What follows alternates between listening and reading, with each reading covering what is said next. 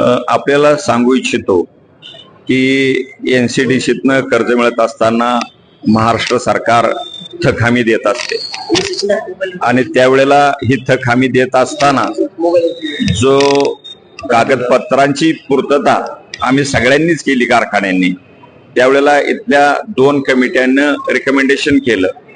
त्यामध्ये आमच्या कारखान्यांची रिकमेंडेशनच होती आणि आमच्या रावसाहेबदादा पवार घोडगंगा सहकारी साखर कारखान्याचं रिकमेंडेशन अत्यंत चांगलं होतं.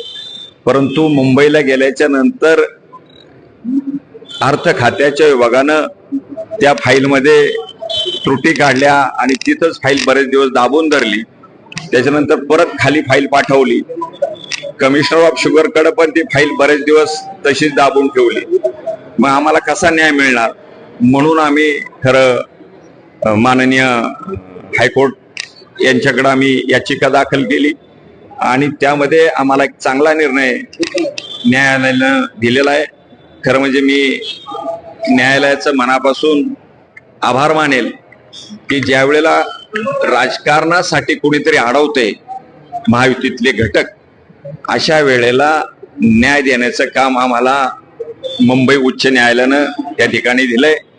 आणि त्यामुळं जे आमच्या रावसाहेबदादा पवार घोडगंगा साखर कारखान्याची 107 कोटीची आमची मागणी होती, ते पैसे त्यांनी राखीव ठेवलेले.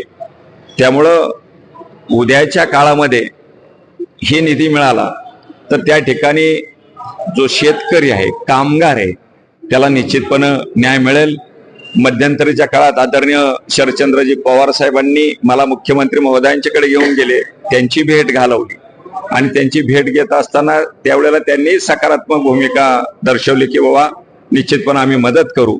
आज पण मी आशावादी, अजून सीझन काय लगेच सुरू झालेला नाही, हे पैसे निश्चितपणे आम्हाला मिळतील आणि ते मिळण्यासाठी आम्ही उच्च न्यायालयात गेलो. 2265 कोटी रुपयांचा हा निधी होता. एकूण 17 कारखान्यांची यादी होती.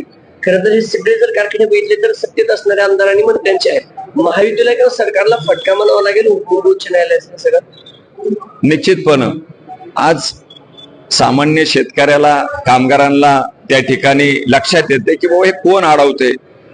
पवार साहेबांनी असं कधी राजकारण केलं नाही आणि ते कुणीही करू नये. कारण कारखाना हा काय कोणत्या एका पक्षाचा नसतो. तिथं सभासद 30-40 हजार सभासद असतात.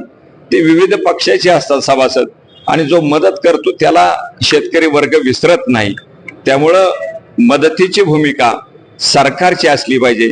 ती आम्ही काही जणांनी आदरणीय मी पवार साहेबांना पाठिंबा दिला किंवा काहींनी महायुतीच्या विरोधात. कारण आमचे जे प्रेम आहे, कुणाचं काँग्रेसचं असेल, कुणाचं उद्धव साहेब ठाकरेंचं असतील, आणि मग अशा वेळेला त्या नेतृत्वाखाली आम्ही काम करत असताना आम्हाला असं वाटतं की आम्ही तिथंच काम करावं. पक्ष बदलायला आमचा विरोध असतो म्हणून आम्ही तिथं थांबलो. म्हणून अडचणीत आणणं हे अत्यंत गैर आहे असं मी म्हणेन. निश्चितपणे सरकारला तर चपराक आहे साहेब. तुम्ही आमच्यात या मग सगळं करतो हे म्हणणं चुकीचं आहे. हे कधी आजपर्यंत इतिहासात घडलं नाही. ते चुकीचं घडतंय असं आज आमचं म्हणणं आहे.